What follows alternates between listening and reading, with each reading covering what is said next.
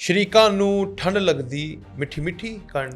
ਅੱਗ ਲੱਗਦੀ, ਤੁਸੀਂ ਉਹਨਾਂ ਨੂੰ ਠੰਡ ਲਵਾ ਰਹੇ ਹੋ। ਮਰਾਸੀ ਨੇ ਤੁਹਾਡੇ ਸ਼ਰੀਕ। जब से डोनाल्ड ट्रंप आया है जो चीजें एक्सपेक्टेड थी उसके बिल्कुल बरक्स हुआ है। कैदी के लिए कोई बात नहीं की उन्होंने, वो जेल के अंदर मौजूद है, पाकिस्तान की तारीफ कर दी और भारत की बेइज्जती कर दी। तो अब जाके माइक पोम्पियो उधर धमकियां दे रहा है कि तुसी हुण वापस ना आया जे। United we stand, divided we fall, जिसका डायरेक्टली फायदा उठाया आपके हमसाये ने। क्या कि उसने मुल्क के अंदर इंतशार पैदा किया, उसने सिविल नाफरमानी करवा दी, उसने अपनी फौज के खिलाफ अवाम को खड़ा कर दिया, उसने मुल्क के खिलाफ एक बयानिया आलमी सतह पे जाके ट्रक चलाया, IMF को खत लिखे, सारा कुछ किया।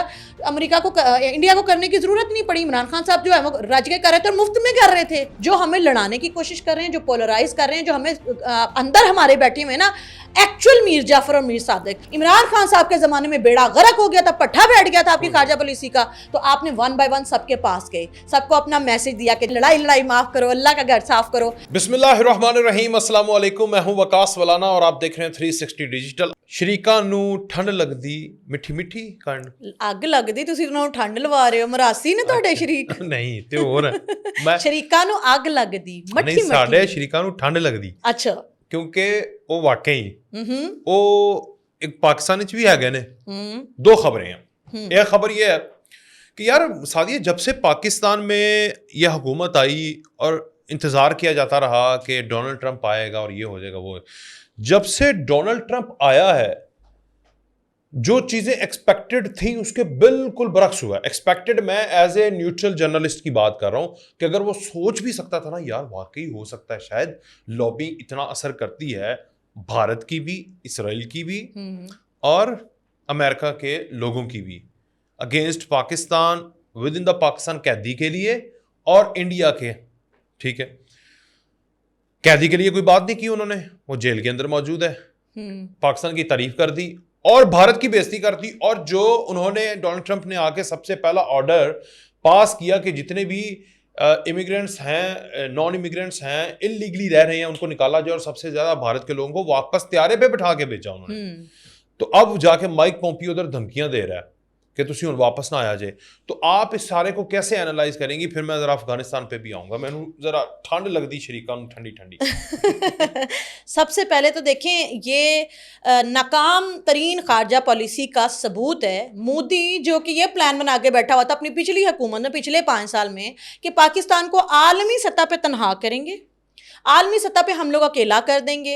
इन लोगों ने जो आप कह रहे हैं कि रॉ के ज़रिए और अपनी जितनी लॉबिंग के ज़रिए तो कोशिश की थी, उसके अलावा भी इनका जो मीडिया है 24 घंटे पाकिस्तान के ख़िलाफ़ नैरेटिव बिल्डअप करता था। और क्योंकि ये दुनिया का दूसरा बड़ा मीडिया है, ज़ाहिर है इतनी बड़ी 1 अरब की उनकी आबादी है, तो उस हिसाब से उनका मीडिया भी बड़ा है, तो उनका नैरेटिव बिकता था। दैट इज़ द रीज़न कि हमें पिछले कुछ 1 दहाई जो थी वो बड़ी मुश्किल गुजारनी पड़ी। और अब देखें, कुछ चीज़ें होती हैं वकास, जब हम कहते हैं united we stand, divided we fall, जब हम इकट्ठे होते हैं तो जाहिर है हमें दुश्मन नहीं तोड़ पाता। और जब हम लोग खेरू हो जाते हैं, मतलब अलग अलग हो जाते हैं, तो फिर जाहिर है दुश्मन को मौका मिल जाता है। यही किया इमरान खान साहब ने अपने दौरे हुकूमत में, कि उन्होंने क्या किया, सबको डिवाइड कर दिया, लोगों को इतना ज़्यादा पोलराइज कर दिया कि लोगों को इमरान खान के अलावा कुछ नहीं दिख रहा, दूसरी पार्टीज़ जो हैं उनको अलग कर दिया। अब ये जो एक जगह पे एक टेबल पे बैठ के पाकिस्तान के बारे में जिनको सोचना चाहिए था, ये अपनी अपनी 1.5 इंच की मस्जिद बना के बैठे हुए थे, जिसका डायरेक्टली फायदा उठाया आपके हमसाये ने। और फिर जाहिरी बात है वो इंटरनेशनली आपके साथ जो है, आपको पता है कि आपको बदनाम करने की कोशिश कर रहा है अपने मीडिया के जरिए से, अपनी लॉबिंग के जरिए से। तो तुसी भी उन्होंने नाल ही रल गए हो, तुसी भी वही हरकतां कर रहे हो जो चाहते सी। क्या कहते हैं उनके जितने भी इक्तिसादी वजीर हैं या फिर इक्तिसादी जितने भी एक्सपर्ट्स हैं और जो दिफाई एक्सपर्ट्स हैं, वो क्या कहते हैं कि हमें तो इमरान खान बड़ा पसंद है, क्योंकि हम जो 70 साल में नहीं कर सके, इमरान खान ने वो किया। क्या कि उसने मुल्क के अंदर इंतशार पैदा किया, उसने सिविल नाफरमानी करवा दी, उसने अपनी फौज के खिलाफ अवाम को खड़ा कर दिया, उसने मुल्क के खिलाफ एक बयानिया आलमी सतह पे जाके ट्रक चलाया, IMF को खत लिखे, सारा कुछ किया। अमेरिका को, इंडिया को करने की जरूरत नहीं पड़ी। इमरान खान साहब जो है वो रज के कर रहे थे और मुफ्त में कर रहे थे। जी मैडम। तो फिर अब ऐसी सिचुएशन में अभी आया एक ऐसा हाफिज, एक ऐसा बंदा आया और उसके साथ जुड़ गया शहबाज शरीफ, जो पाकिस्तान का मोहब्बत करने वाला है, जो पाकिस्तान को बनाने वाला है। जो ये जोड़ी एक अच्छी जोड़ी बन गई। अच्छा। इन्होंने ये एक अच्छी जोड़ी बनी। इन्होंने सोचा कि पाकिस्तान फर्स्ट, पाकिस्तान के बारे में पहले सोचो, सबको इकट्ठा करो, एक टेबल पे बिठाओ। और वो आपने देखा तमाम सियासी जमातें हैं, एक जगह पे आपको बैठी दिखाई देती हैं।